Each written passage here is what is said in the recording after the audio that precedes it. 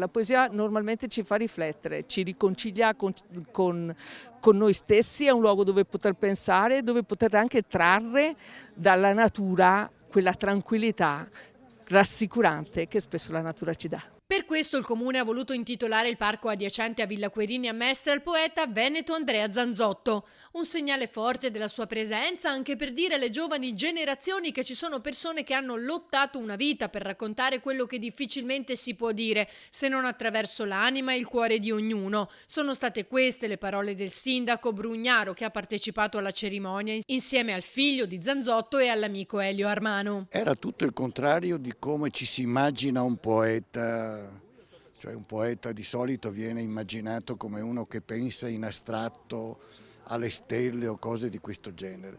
In realtà, anche se la sua profondità di pensiero, la sua cultura letteraria era enorme,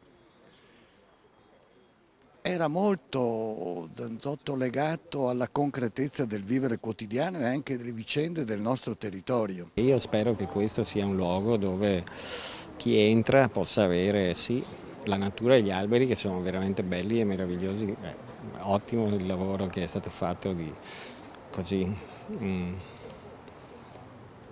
introduzione, rinnovo di questo elemento naturale nella città, ma che diventa anche un mondo un po' a sé stante dove chi cerca vede anche al di là, vede di fuori, vede dell'altro. Zanzotto è tra i più grandi poeti italiani della seconda metà del Novecento, innovativo.